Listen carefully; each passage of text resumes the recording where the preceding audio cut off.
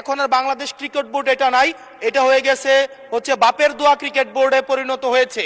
যদিও এটা কাজীর কেতাবে গোয়াল মানে কেতাবে আছে, গোয়ালে নাই। আমরা এখানে কোনো বাপের দোয়া মায়ের দোয়া করি না। এখন এতদিন পর্যন্ত শুনতাম মায়ের দোয়া পরিবহন আছে, আজকে মাননীয় সদস্যের কল্যাণে দেখলাম বাপের দোয়া কমিটিও আছে। হাসনাত আব্দুল্লাহ, কুমিল্লা 4। আপনি আপত্তি ব্যাখ্যা করতে পারেন। ধন্যবাদ মাননীয় স্পিকার। মাননীয় স্পিকার, আজকে যেই বিলটি উত্থাপন হয়েছে, জুলাই গণ অভ্যুত্থানে অংশগ্রহণকারীদের সুরক্ষা ও দায় নির্ধারণের লক্ষ্যে যে বিলটা আনা হয়েছে, সেই বিলে যদি আমরা দেখি, এখানে কমিশন বলতে জাতীয় মানবাধিকার কমিশনকে বোঝানো হয়েছে এবং এখানে 2 ঘতে সংজ্ঞার মধ্যে আমরা যদি দেখি, বিশৃঙ্খল পরিস্থিতির অপরাধমূলক অপব্যবহার, এটার ব্যাখ্যাটা দেওয়া হয়েছে রাজনৈতিক প্রতিরোধের পরিবর্তে সংকীর্ণ ও ব্যক্তিগত স্বার্থে সংঘটিত যে হত্যাকাণ্ডগুলো হয়েছে এটাকে একভাবে দেখা হবে। আর আরেকটা হচ্ছে গণতান্ত্রিক ব্যবস্থা পুনরুদ্ধারের উদ্দেশ্য যেই কার্যাবলীগুলো সংগঠিত হয়েছে সেটাকে একভাবে দেখা হবে। মাননীয় স্পিকার, প্রবলেমের জায়গাটা যেটা, সেটা হচ্ছে সংকীর্ণ ও ব্যক্তিগত স্বার্থে যে ধরনের সংগঠিত হত্যাকাণ্ড হয়েছে সেটাকে কে ডিফাইন করবে? সেটাকে কিন্তু ডিফাইন করবে এই আইন অনুযায়ী জাতীয় মানবাধিকার কমিশন। অর্থাৎ এই ইনডেমনিটিটা জাতীয় মানবাধিকার কমিশনের উপরে নির্ভর করবে। এবার এই জাতীয় মানবাধিকার কমিশনের যে অধ্যাদেশ, সেটা কিন্তু ইতিমধ্যে ল্যাপস করে দেওয়ার প্রস্তাব দেওয়া হয়েছে। এখন এই জাতীয় মানবাধিকার কমিশনটা, এটা যে 2009 সালের অনুযায়ী যদি চলে, তাহলে সেটা কিন্তু পুরোপুরি সরকার নিয়ন্ত্রিত একটা মানবাধিকার কমিশন। যেই মানবাধিকার কমিশন বিরোধী দল ও মতকে দমনের জন্য ব্যবহার করা হয়েছে, ভিকটিম ব্লেমিং এর জন্য ব্যবহার করা হয়েছে, যেই মানবাধিকার কমিশন গুম খুনের বৈধতা উৎপাদন করা হয়েছে। মাননীয় স্পিকার, এই মানবাধিকার কমিশনকে যদি আমরা মন্ত্রণালয়ের অধীনে রাখি এবং ওই মানবাধিকার কমিশনের মধ্য দিয়েই যদি আমরা জুলাই গণ অভ্যুত্থানের এই কার্যক্রমগুলোকে বিচারের এবং নিরীক্ষণের দায়িত্ব দেওয়া হয়, সেক্ষেত্রে এই নিরীক্ষণ কিন্তু প্রশ্নবিদ্ধ হবে। এছাড়াও আমরা যদি দেখি, সাংবিধানিক প্রতিষ্ঠানগুলোকে যেভাবে নগ্নভাবে দলীয়করণ করা হচ্ছে, ইতিমধ্যে বাংলাদেশ ব্যাংকে যেভাবে দখল করা হয়েছে, যেভাবে বিসিবিকে যেভাবে এখন আর বাংলাদেশ ক্রিকেট বোর্ড এটা নাই, এটা হয়ে গেছে হচ্ছে বাপের দোয়া ক্রিকেট বোর্ডে পরিণত হয়েছে, যেভাবে দখল করা হয়েছে বাপের দোয়া ক্রিকেট বোর্ড। এবং আমি যখন এই জায়গায় কথা বলছি, ঠিক এই মুহূর্তে 28 জন বিচারককে মাননীয় স্পিকার তাদেরকে শোকজ দেওয়া হয়েছে। তাদের ব্যক্তিগত তাদের চ্যাট গ্রুপে তারা হচ্ছে তাদের মতামত প্রকাশ করার কারণে বিচারকদের হচ্ছে মাননীয় স্পিকার শোকজ দেওয়া হয়েছে। এই বাস্তবতায় আমরা এই গণ অভ্যুত্থান পরবর্তী সময়ে যদি জাতীয় মানবাধিকার কমিশনকে একটা মন্ত্রণালয়ের অধীনে রাখি, স্বরাষ্ট্র মন্ত্রণালয়ের অধীনে রাখি, তাদের মাধ্যমে আমরা নিরপেক্ষ কোনো ধরনের অনুসন্ধান আমরা কতটা পাবো সেটা নিয়ে কিন্তু আমরা সন্দিহান। সেই জায়গা থেকে এই বিলটিকে যদি আমরা বাস্তবায়ন করতে চাই, এটাকে যদি আমরা ফাংশনাল করতে চাই, শুধুমাত্র অর্নামেন্টাল না, যদি আমরা ফাংশনাল করতে চাই, তাহলে জাতীয় মানবাধিকার কমিশনকে অবশ্যই সেটাকে অটোনমাস করতে হবে। আমার সামনে যারা আছেন, আমরা হয়তো আমাদের থেকে এখানে প্রত্যেকটা সদস্য নির্যাতন, নিপীড়ন এবং তাদের যে পলিটিক্যাল রিপ্রেশনের মাত্রা শত সহস্রগুণ বেশি। আমরা তাদের কাছে প্রত্যাশা করেছিলাম এই জাতীয় মানবাধিকার কমিশনকে তারা একটা স্বতন্ত্র বডিতে নিয়ে যাবে, অথচ আমরা দেখলাম যারা সবচেয়ে বেশি নির্যাতিত হয়েছে, নিপীড়িত হয়েছে, তারাই এটাকে একটা মন্ত্রণালয়ের অধীনে রাখতে চাচ্ছে। এই অজুহাতে যে জাতীয় মানবাধিকার কমিশন যদি অটোনমাস হয়ে যায়, তাহলে সেটাকে হচ্ছে এটার জবাবদিহিতা কিভাবে নিশ্চিত হবে? মাননীয় স্পিকার, আমাদের ইলেকশন কমিশন, আমাদের হচ্ছে পিএসসি, আমাদের হচ্ছে দুর্নীতি দমন কমিশন, যদিও এটা কাজীর কেতাবে কেতাবে আছে, গোয়ালে নাই, কিন্তু এটা কিন্তু একাডেমিক ভাবে এটাকে ইভেন ইন্টারন্যাশনালিও এই জিনিসটা কিন্তু অটোনমাস হওয়ার কথা।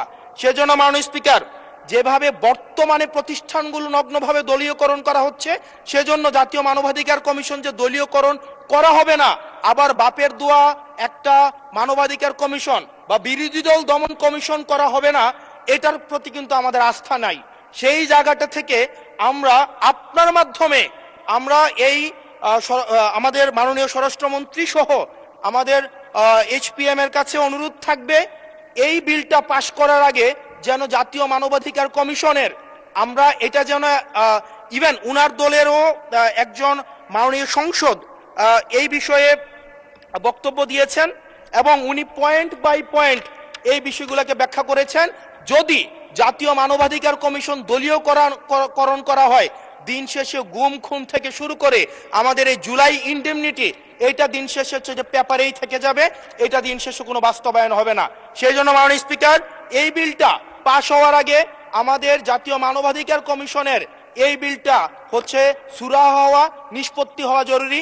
না হয় বিসিবির মতো আমরা আবার বাপের দোয়া কমিশন দেখতে পাবো, আমরা হচ্ছে বাংলাদেশ ব্যাংকের মতো আবার দলীয়করণ দেখতে পাবো, আমরা বিশ্ববিদ্যালয়গুলোকে যেভাবে এক ধরনের দলীয়করণ করা হয়েছে আমরা সেটি দেখতে পাবো, আমরা বিচার বিভাগকে আবার যেভাবে এখন ভয়ের মধ্যে নিয়ে যাওয়া হচ্ছে। ধন্যবাদ মাননীয় সদস্য। মাননীয় স্বরাষ্ট্রমন্ত্রী। সময়ের সাথে সাথে দেখা দেয় নিত্য নতুন প্রয়োজন। রেডি থাকতে হয় প্রতি মুহূর্ত। তাই এলো ইনোভার, যেন আপনি লাইফে থাকেন রেডি প্রতিদিন। Innova, designed for now. মাননীয় স্পিকার, আপনাকে ধন্যবাদ।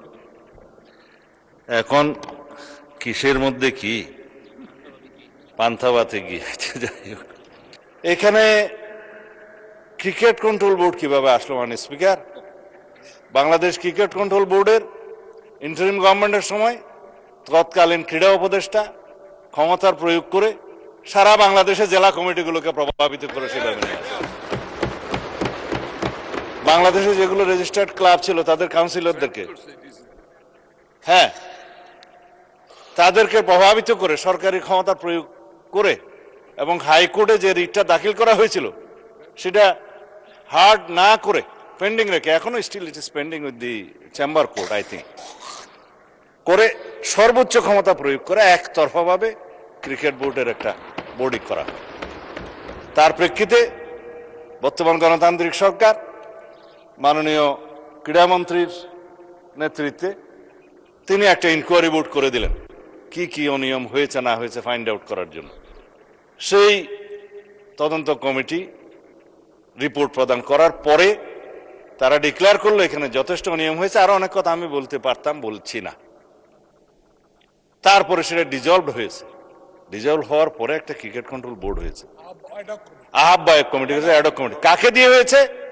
এই দেশের কৃতি ক্রিকেটার, বাংলাদেশে সবচেয়ে পরিচিত, সারা বিশ্বে পরিচিত তামিম ইকবালকে দিয়ে। মাননীয় স্পিকার, আমি জানি আপনার সময় নষ্ট করছি, কিন্তু ফর রেকর্ড আপনি জুলাই অভ্যুত্থান সুরক্ষা এটার উপর বলেন। ক্রিকেট কন্ট্রোল বোর্ডের ক্রিকেট বোর্ডের অ্যাডক কমিটিটা করা হয়েছে। আমরা এখানে কোনো বাপের দোয়া মায়ের দোয়া করি না। এখন এতদিন পর্যন্ত শুনতাম মায়ের দোয়া পরিবহন আছে, আজকে মাননীয় সদস্যের কল্যাণে দেখলাম বাপের দোয়া কমিটিও আছে। যাই হোক, মানবাধিকার কমিশন নিয়ে উনি কথা বলেছেন, এটা বলতে হয়, জাতির কাছে কিন্তু ভুল রিপোর্ট যাচ্ছে মাননীয় স্পিকার। হ্যাঁ, 3 মাসের ভিতরে ক্রিকেট কন্ট্রোল বোর্ড ইলেকশন দেবে তারা বিধি মোতাবেক। মানবাধিকার কমিশন, মাননীয় স্পিকার, গুম কমিশন এবং আইসিটি অ্যাক্ট, 3টার মধ্যে ওভারল্যাপিং আছে। আইনমন্ত্রী পরিষ্কার করে কয়েকদিন আগে বলেছে আমরা একটা স্বাধীন মানবাধিকার কমিশন করতে চাই যার সাথে মিল থাকবে গুম আইনের, যার সাথে মিল থাকবে আইসিটি আইনের। কারণ গুমের কারণে যে বিচারটা আইসিটি কোর্টে এখন করা হচ্ছে, আইনটা পরিবর্তন করে যার সাজা যাবজ্জীবন এবং মৃত্যুদণ্ডও আছে খুব সম্ভবত। ইনভেস্টিগেটিং এজেন্সি তাদের আছে, প্রসিকিউশন টিম আছে, তদন্ত টিম আছে। তারা প্রসিকিউশন যখন একটা চার্জশিট দাখিল করে, ওরা বলা হয় ফ্রেমিং অফ দি চার্জের আগে ফর্মাল চার্জ দাখিল করে। এই ফর্মাল চার্জ দাখিল করার পরে ইভেন সেই ইলেকশন করার জন্য আর উপযুক্ত থাকে না। এই শক্তিশালী আইনটার সাথে ম্যাচিং না করে আরো কম সাজার বিধান করে একটা টেম্পোরারি তদন্ত করার একটা দায়িত্ব মানবাধিকার কমিশনকে দিয়ে 1-1.5 বছর সময় বিনষ্ট হবে।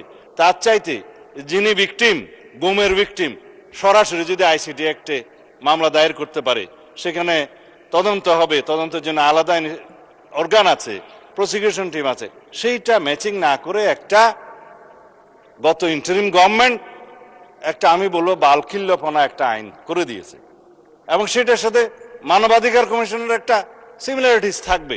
স্ট্রং মানবাধিকার কমিশন আমরা করতে চাই। এখন যে মানবাধিকার কমিশনকে যে সমস্ত ক্ষমতা দেয়া হয়েছে তার সাথে স্টেক হোল্ডারদের আলাপ আলোচনা ছিল না। স্টেক হোল্ডারদের সাথে আলাপ আলোচনা করতে হবে। We have a hill tax problem, বাংলাদেশে এলজিবিটিকিউর প্রবলেম আছে। আমাদের সামাজিক এবং অর্থনৈতিক এবং ধার্মিক সমস্ত কালচারকে মিলিয়ে তারপর আমরা এই দেশের উপযোগী আন্তর্জাতিক মানসম্পন্ন ইনশাআল্লাহ মানবাধিকার কমিশন বিল আমরা এখানে আনবো, সেটা আমাদের কমিটমেন্ট। তার সাথে এগুলো বাধা দেওয়ার কিছু নেই। বিশ্ববিদ্যালয় এবং বাংলাদেশ ব্যাংক দখল কারা করেছিল মাননীয় স্পিকার ইন্টারিম গভর্নমেন্টের সময়, সেটা এই দেশের মানুষ জানে। বাংলাদেশ ব্যাংক কাদের নেতৃত্বে কিভাবে বাংলাদেশের অর্থনৈতিক নৈরাজ্য সৃষ্টি করেছে, আমরা মনে করেছিলাম বাংলাদেশের অর্থনীতিটা পুনরুদ্ধার করার জন্য তারা কাজ করবে, বিপরীত করেছে। আমরা এখন সাফার করছি। আর বিশ্ববিদ্যালয়, সমস্ত বিশ্ববিদ্যালয়ের ভাইস চ্যান্সেলর সহ অন্যান্যদেরকে কারা নিয়ন্ত্রণে নিয়েছিল মানুষ, এগুলো আমরা বলতে চাই না। এই ফ্যাসাদে আমরা যেতে চাই না। যাই হোক, মাননীয় স্পিকার, আমি বিল উত্থাপন করতেছি যদি আপনি অনুমতি দেন। ধন্যবাদ মাননীয় স্পিকার।